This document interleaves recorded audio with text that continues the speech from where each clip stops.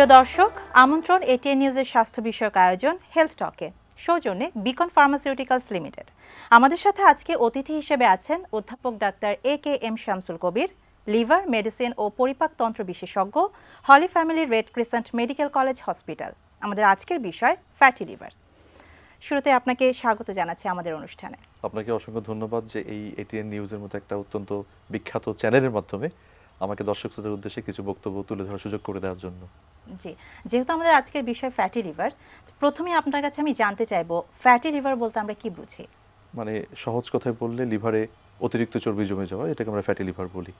এর বাইরে আসলে কিছু বলার নেই, বাট এটার জন্য কিছু কিছু পার্শ্ব প্রতিক্রিয়া বা অন্যান্য ঘটনা ঘটতে পারে, সেটা তো আমরা আলোচনায় আসবো আর কি। জি, লিভারের কাজটা আসলে কি আমাদের শরীরে? খুবই গুরুত্বপূর্ণ প্রশ্ন। লিভারের মূল কাজ হচ্ছে যে শরীরে কিছু এসেনশিয়াল এলিমেন্ট, যেমন অ্যালবুমিন বলে একটা জিনিস রয়েছে, সেটা তৈরি করা, শরীরের বিপাক কার্য বা মেটাবলিক অ্যাক্টিভিটি সেটা কন্ট্রোল করা, কিছু হরমোন তৈরি করা। আমাদের শরীরে ভিটামিন ডি বলে একটা মূল্যবান ভিটামিন রয়েছে, যেটা হাড়ের গঠন বা অন্যান্য অঙ্গ প্রত্যঙ্গ সচল রাখার জন্য তৈরি। সেই ভিটামিন ডি তৈরিতে সহায়তা করা, শরীরে যে সমস্ত দূষিত পদার্থ শরীরের বিপাক প্রক্রিয়ায় তৈরি হয় বা আমাদের খাবারের মাধ্যমে, পানির মাধ্যমে, ঔষধ খাওয়ার মাধ্যমে যে দূষিত পদার্থগুলো লিভারে তৈরি হয় সেটাকে ডিটক্সিফাই করা বা জীবাণুনাশক প্রক্রিয়া সঞ্চালন করা। আসলে লিভারটাকে বলে ফিল্টারিং অর্গান, মানে শরীরের যত ধরনের ফিল্ট্রেশন বা ছাকন প্রণালী সেটা কিন্তু লিভার করে থাকে কিডনির পাশাপাশি। সো কিডনি যখন কোনো কাজ করতে পারে না, সেটা কিন্তু লিভারের উপর চলে আসে অটোমেটিক্যালি। রক্তের কিছু এসেনশিয়াল উপাদান তৈরি করতে সহায়তা করা। আসলে এটাকে বলা হয় যে মানে power house of the human body. একটা বাসায় ইলেকট্রিসিটি চলে গেলে যেরকম জেনারেটর অন হয়ে যায়, যে অটোমেটিক্যালি সব কাজ আমাকে হেল্প করবে, লিভার হচ্ছে সেরকম। This is the power house of the human body. আচ্ছা, কখন এই ফ্যাটি লিভারটা ধরা পড়ে বা এটা এতটা গুরুত্বপূর্ণ কেন বর্তমান সময়ে? প্রশ্ন কিন্তু দুটো হলো, দুটোর উত্তর দিচ্ছি। প্রথম কথা হচ্ছে যে ফ্যাটি লিভার কেন গুরুত্বপূর্ণ। বলা হচ্ছে যে এটা ডায়াবেটিস, এই যে একটা মেটাবলিক রোগ বা হরমোনজনিত রোগ, এরপরে এখন পৃথিবীব্যাপী একটা গুরুত্বপূর্ণ রোগ হিসেবে গত এক দশকের মধ্যে প্রকাশিত হয়ে গেছে। কারণ দেখা যাচ্ছে যদি ফ্যাটি লিভার কারো থাকে, পরবর্তী জীবনে তাদের দীর্ঘমেয়াদী লিভার একটা রোগ, বিশেষ করে লিভার সিরোসিস হয়ে যায়। এবং যদি লিভার সিরোসিস কারো থাকে, সেটা যদি সঠিকভাবে চিকিৎসা করা না হয়, তাহলে সেখান থেকে তার লিভার ক্যান্সার হওয়ার সম্ভাবনা থাকে। দেখা গেছে যে এই ঘরের মধ্যে আমরা এই যে আজকে আলোচনা করছি, 100 জন ফ্যাটি লিভার রোগীকে যদি একত্রিত করা হয়, এর মধ্যে 20 জন উইদিন 20 ইয়ার্স, মানে rule of 20% patient within 20 years develop liver cirrhosis. তাহলে এই রেশিওটা কিন্তু অনেক হাই। আমরা জানি যে একটা রোগ 1 লাখে 1 জনের, কিন্তু ফ্যাটি লিভারের 100 জন রোগীর মধ্যে 20 জনের 10 থেকে 20 বছরের মধ্যে লিভার সিরোসিস হয়। তো যেহেতু সিরোসিস হলে এর পার্মানেন্ট চিকিৎসা হচ্ছে লিভার প্রতিস্থাপন, অত্যন্ত ব্যয়বহুল একটা চিকিৎসা। আবার সিরোসিস হয়ে গেল, চিকিৎসা করলাম অথবা করলাম না, লিভার ক্যান্সার হয়ে গেল, তাহলে তো একটা মানুষ সে যখন এত একটা মানে কঠিন রোগে আক্রান্ত হবে, তার ফিনান্সিয়াল বার্ডেন, ফিজিক্যাল বার্ডেন। তো এই জন্য বিশ্ব স্বাস্থ্য সংস্থা এই রোগটিকে এখন অত্যন্ত গুরুত্বের সাথে বিচার করছে এবং এটাকে মানুষের মাঝে সচেতনতা তৈরি করার জন্য 10ই জুন প্রত্যেক বছরের এটাকে ফ্যাটি লিভার দিবস বা ন্যাশ দিবস হিসেবে পালন করা হচ্ছে, ইংরেজিতে NASH।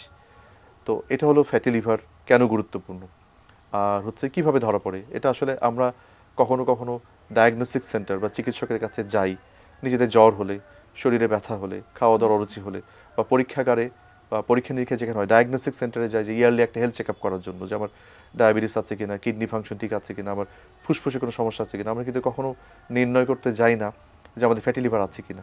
এটা ইনসিডেন্টালি ধরা পড়ে। একটা মানুষ যখন কোনো কারণে আলট্রাসোনোগ্রাফি অফ দ্য লিভার, সহজ করে বললাম বাট মেডিকেল সায়েন্সের ভাষায় ultrasonography of the hepatobiliary system, এই পরীক্ষাটা করতে যান, তখন যে বা যিনি আলট্রাসোনোগ্রাফি করছেন, সোনোলজিস্ট, উনি প্রথম কিন্তু এই রোগটা ডিটেকশন করেন। ঠিক আছে। এছাড়া রক্তের কিছু পরীক্ষা আছে, যেমন ALT বা SGPT বলে। এটা যদি কোনো মানুষের হাই হয়, অর্থাৎ এর মাত্রাটা বেড়ে যায়, তখন আমরা, যদি রুগী আমার কাছে আসেন, আমি রুগীকে বলি যে আপনার লিভারের একটা পরীক্ষা বা লিভারের একটা এনজাইম একটুখানি বৃদ্ধিপ্রাপ্তের দিকে, সো আপনি একটু দেখে নেন আলট্রাসোনোগ্রাফি করে আপনার লিভারের কোনো সমস্যা আছে কিনা, তখন ফ্যাটি লিভারটা ধরা পড়ে। এর বাইরে কিন্তু আসলে ধরা পড়ার সুযোগ নেই। প্রবলেম যেটা হয়, মানে প্রথম যখন এটা ধরা পড়লো বাই ডুইং সোনোলজি বা আলট্রাসোনোগ্রাফি, অধিকাংশ ক্ষেত্রে দেখা যায় যে দুটো প্রবলেম হয়। মানুষজন গিয়েই গুগল মামা, আমি বলি, গুগল সার্চ করে। কারণ আমি বলি আমাদের দেশে মানুষ দুইটা বিষয়ে খুবই অভিজ্ঞ। একটা হচ্ছে ক্রিকেট ম্যাচ, সবাই ক্রিকেটার, কথায় কথায় সাকিব আল হাসানের দোষ ধরে, মুশফিক মাহমুদুল্লাহ কেন এইভাবে শটটা খেললো, এভাবে খেলা হচ্ছে, যে খুবই জাজমেন্টাল আমরা, এটা একটা বিষয়। আর একটা চিকিৎসাবিদ্যা, সবাই চিকিৎসক, মানে আমার কাছে অনেক শিক্ষিত সম্ভ্রান্ত সচেতন মানুষ আসেন, তারা গুগল পড়ে মাস্টার হয়ে গেছেন, তখন আমি একটু বিব্রত হয়ে যাই। আমি তাহলে কি বলবো, আমি কোথায় যাব, আমি তাকে কিভাবে চিকিৎসা করব? তো অল্পবিদ্যা ভয়ঙ্করী, পৃথিবীর সকল ধর্মগ্রন্থে লেখা আছে লিটিল নার্নিং ইজ ডেঞ্জারাস। একটা মানুষ যত শিক্ষিত হোক তার পক্ষে কিন্তু একটা মেডিকেল সায়েন্সের বিষয়ে গভীরভাবে জানা সম্ভব না। যে সুইপার আপনার বাসায় টয়লেট পরিষ্কার করে, সে অর্ধশিক্ষিত বা অশিক্ষিত হয়, সে কিন্তু আপনার আমার চেয়ে ভালো জানে টয়লেট কীভাবে ওয়াশ করতে হয়। তাহলে চিকিৎসক কিন্তু আমার আপনার চেয়ে ভালো জানেন যে রোগের চিকিৎসা কীভাবে করতে হবে, কীভাবে নির্ণয় করতে হবে। কিন্তু মানুষ আসলে জাজমেন্টাল হয়ে চিকিৎসকের চেম্বারে চলে আসে, ডাক্তার সাহেব আমার তো ফ্যাটি লিভার গ্রেড 2, আমি এই পড়েছি, আমি এখন কি করব? তখন আমাদের জন্য, আমরা যারা ফ্যাটি লিভার ট্রিটমেন্ট দিয়ে খুবই ডিফিকাল্ট সিচুয়েশন হয়ে যায়। এই জন্য প্রথমে আমি মনে করি এই অনুষ্ঠানের মাধ্যমে যারা দেখছেন যে আপনার যে রোগী হোক, সে ব্রেইনের কোনো সমস্যা হোক, পরিপাকতন্ত্রের কোনো সমস্যা হোক, নার্ভের কোনো সমস্যা হোক, যার যেটা কাজ সেটা ভালোভাবে আমরা করি, করতে দেন তাকে সেটা। সো চিকিৎসকের কাছে আসা উচিত ফ্যাটি লিভার হলে, যে আমার ফ্যাটি লিভার হয়েছে, আমি চিকিৎসা চাই, এটা চিকিৎসা আদৌ প্রয়োজন আছে কিনা, চিকিৎসা সম্ভব কিনা, করলে কীভাবে করা উচিত। আর প্রবলেম হয় যে অনেক সময় যে বা যিনি সোনোগ্রাফি করলেন, এই কথাটা বলার উদ্দেশ্য এটাই, উনি বলে দেন যে আরে এটা কোনো সমস্যা না, অনেকেরই এটা থাকে দুর্ভাগ্যজনকভাবে। একসময় বলা হতো, এখন যেহেতু এটা সচেতনতা বেড়ে গেছে সেটা বলা হয় না। কেউ কেউ আছেন যারা জিপি জেনারেল প্র্যাকটিস করেন আর কি, তারা বলে এটা অনেকেরই থাকে, দূর, এটা চিকিৎসা লাগে না। তো মানুষ বিভ্রান্ত হয়, বিভ্রান্ত। আবার কেউ কেউ ধরেন অতি আবেগী হয়ে যায়, ওই একই রাতে 4 জন চিকিৎসককে দেখায় ফেলে। তো গুগল বা অনলাইনে চিকিৎসা এক একটা ওয়েবসাইট এক একভাবে ব্যাখ্যা করেছে, তো মানুষ কনফিউজড হয়ে যায়। আর আমরা চিকিৎসার ক্ষেত্রে জাতি হিসেবে সবকিছু আবেগপ্রবণ, চিকিৎসার ক্ষেত্রে আরও বেশি আবেগপ্রবণ। আবেগ তাড়িত হয়ে আমরা বিভ্রান্ত হয়ে যখন মানে উল্টাপাল্টাভাবে নিজের মতো করে চলি, বিভিন্ন চিকিৎসা বিভ্রান্তি আলটিমেটলি হয় কলকাতা চলে যায়, মুম্বাই চলে যায়, সিঙ্গাপুর চলে যায়। তারা যে চিকিৎসাতে হয়তো রুগী স্যাটিসফাইড হয় অথবা হয় না, আলটিমেটলি রুগীটা ঘুরতে থাকে। তো এই জন্য আমার বক্তব্য হচ্ছে, যখন কারো ফ্যাটি লিভার ধরা পড়বে, যেভাবে ধরা পড়ুক, উনি বিশেষজ্ঞ চিকিৎসকের কাছে যাবেন। কিন্তু এটা কি একজন পেশেন্ট বুঝতে পারবে, মানে কোনো সিম্পটম আছে যে তার ফ্যাটি লিভারে উনি ভুগছেন? সিম্পটম আছে। এখন ধরেন ক্যারেক্টারিস্টিক্যালি একটা মানুষের ফ্যাটি লিভার ইউজুয়ালি লিভারটা বড় হয়ে যায়, আমরা মেডিকেল সায়েন্সের ভাষায় বলি হেপাটোমেগালি। তো লিভারের বাইরের দিকে একটা আবরণ থাকে, এটাকে বলা লিভার ক্যাপসুল, ঠিক আছে? তো যদি কোনো কারণে ফ্যাটি লিভার হয়, লিভারের সাইজটা বড় হয়ে যায়, লিভারের বাইরের দিকে যে আবরণ সেটাতে টান পড়ে, সো একটা স্ট্যাবিং পেইন হয়, মানে চাকু দিয়ে খোঁচা মারলে যেরকম ব্যথা সেরকম ব্যথা হবে। এটা হচ্ছে নাম্বার 1 সিমটম, যে মাঝে মাঝে right side of the upper abdomen, পেটের উপরিভাগে পেশেন্টের ব্যথা হবে। রুগী এসে বলবে আনডিউ টায়ার্ডনেস, অপ্রত্যাশিত দুর্বলতা, যে আমি অল্পতেই দুর্বল হয়ে যাচ্ছি, যে কোনো কাজ করতে গেলে হাঁপায়া যাচ্ছি, রাজ্যের অবসন্নতা আমাকে পেয়ে বসছে, আমি তো কখনো আগে এরকম ছিলাম না, এখন কেন এরকম হচ্ছে।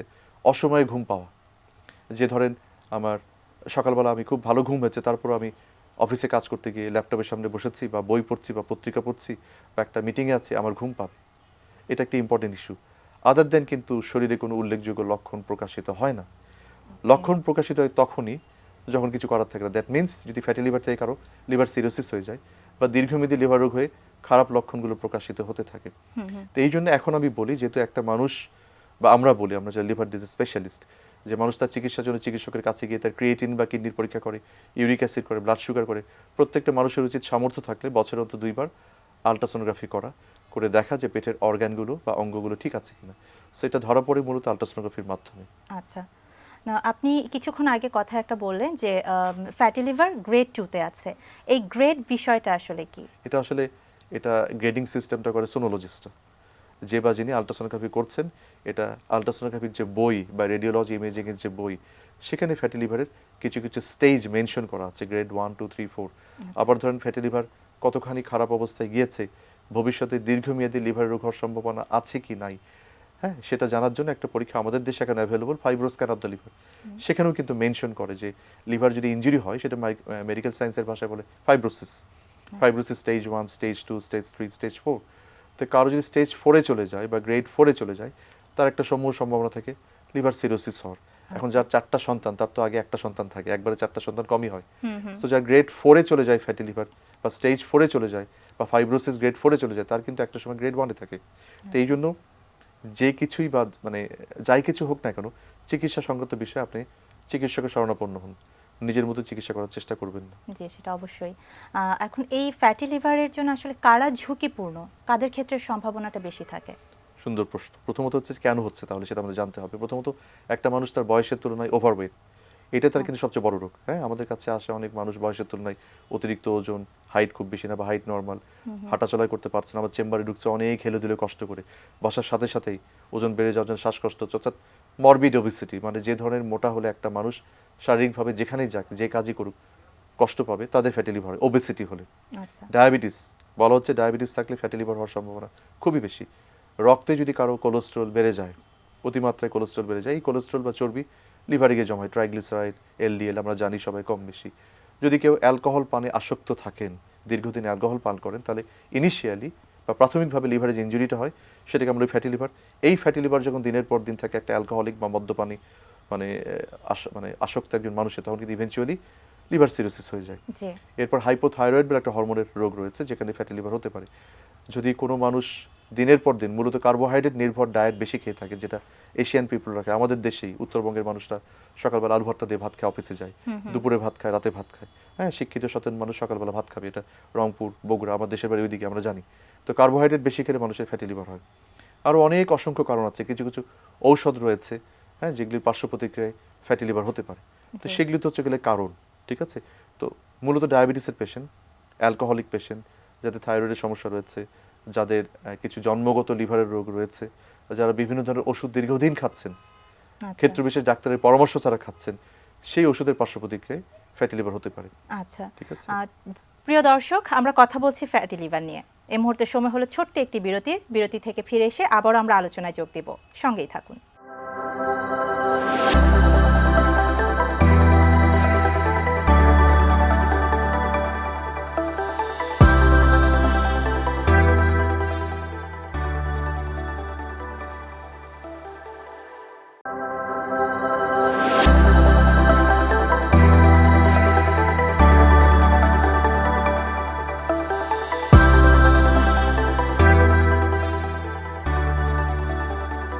বিরতির পর আবারও আমন্ত্রণ হেলথ টক অনুষ্ঠানে। আমাদের সাথে অতিথি হিসেবে আছেন অধ্যাপক ডাক্তার AKM শামসুল কবির।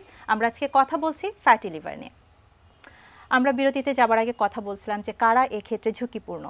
তো ফ্যাটি লিভার যখন ধরা পড়লো, এরপরে চিকিৎসা পদ্ধতিটা কীরকম, ম্যানেজমেন্ট প্রসেসটা কি? ম্যানেজমেন্ট প্রথমে রিঅ্যাসিওর করতে হবে পেশেন্টকে, যে তাকে সাহস দিতে হবে যেটা এমন একটা রোগ, চিকিৎসা করলে আপনি ভালো হয়ে যাবেন, এবং এর চিকিৎসা আমাদের দেশে সম্ভব। এই চিকিৎসার জন্য আপনাকে কষ্ট করে ভিসা নিয়ে বাইরে যাওয়ার প্রয়োজন নেই। আচ্ছা আর প্রথমত আমরা রিস্ক অ্যাসেস করি যে একটা মানুষের কী কী কারণে ফ্যাটি লিভার হলো, সেই কারণগুলো তার মধ্যে আছে কি না। পৃথিবীব্যাপী ফ্যাটি লিভারের নাম্বার 1 কারণ হচ্ছে অতিরিক্ত মদ্যপান। আমি বলতে ভুলে গেছি, কিছু কিছু ভাইরাস আছে, যেমন hepatitis B virus, C virus. এই ভাইরাসগুলো যখন দীর্ঘদিন মানুষের লিভারে অবস্থান করে, এরাও কিন্তু ইনিশিয়ালি ফ্যাটি লিভার করে। ইনজুরি প্রসেসটা আল্ট্রাসাউন্ড করে দেখা যায় ফ্যাটি লিভারের মতো, পরবর্তীতে তারা লিভার সিরোসিস করে।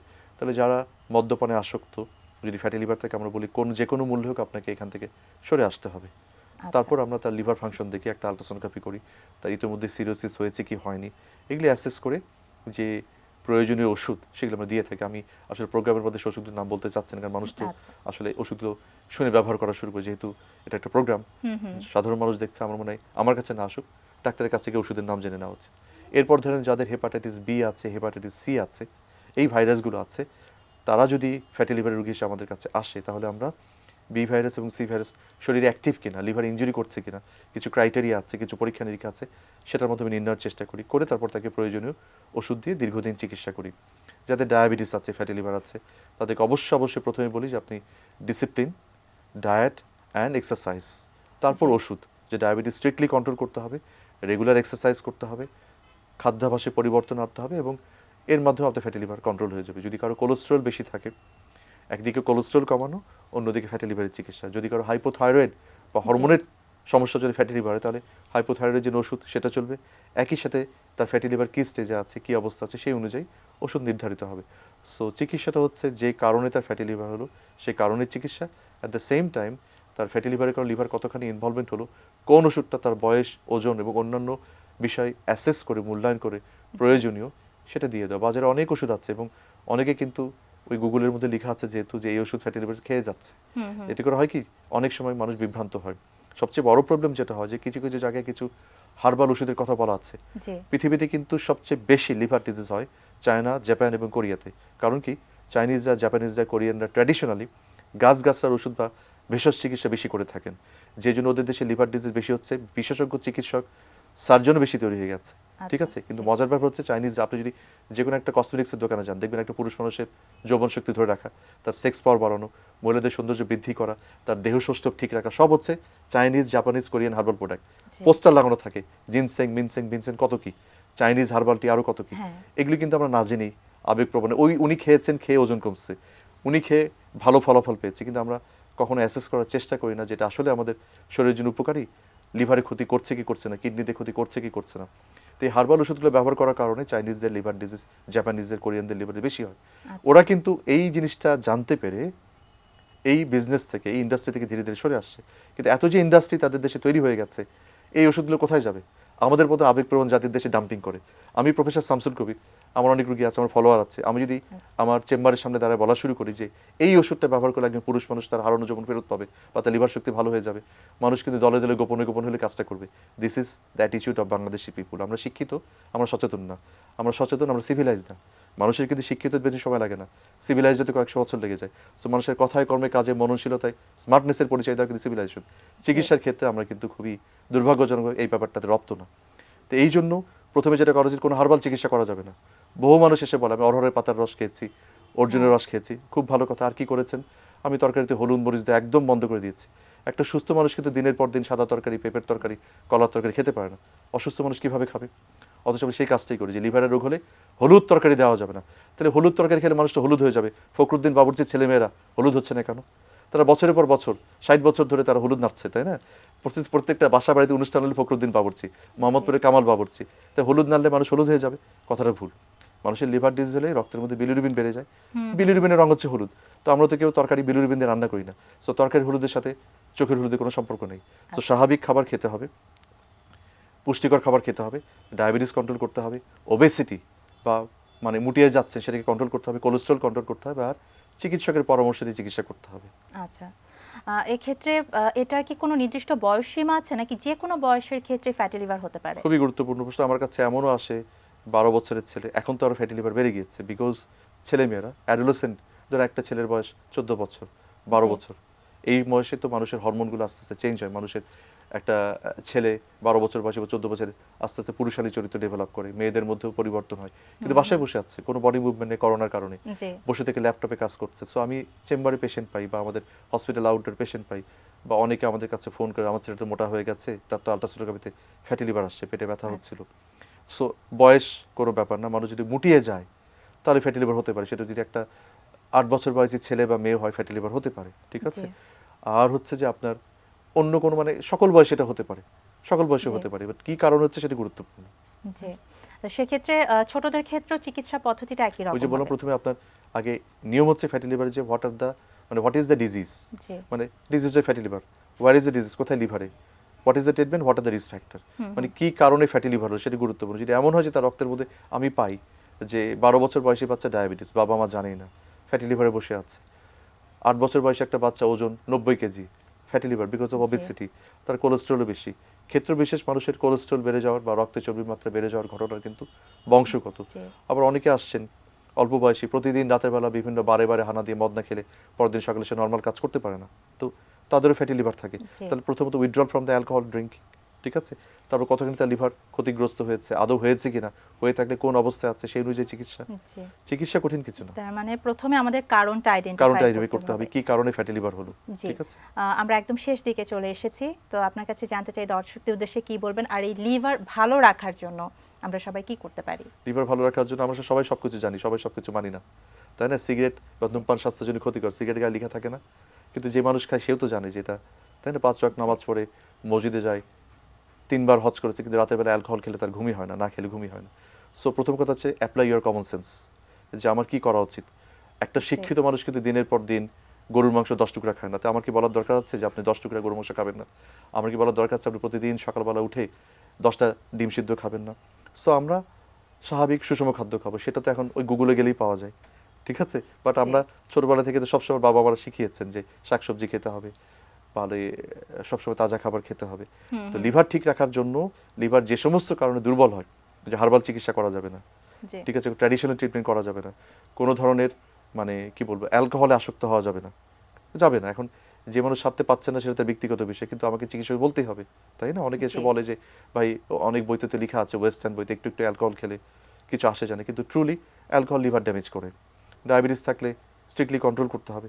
এগুলো হচ্ছে লিভার ভালো রাখার উপায়। মুটিয়ে যাওয়া যাবে না, সবচেয়ে বড় ব্যাপার হচ্ছে আপনি মুটিয়ে যাবেন না, কার্বোহাইড্রেট মানে নিয়ন্ত্রিত উপায়ে খাবেন আর কি। ঠিক জি। আছে, ফ্যাটি ফুড অ্যাভয়েড করবেন, আর রেগুলার এক্সারসাইজ করতে হবে। এখন বলে একটা সুস্থ মানুষের ডেইলি অন্তত 30 থেকে 40 মিনিট হাঁটা উচিত। জি।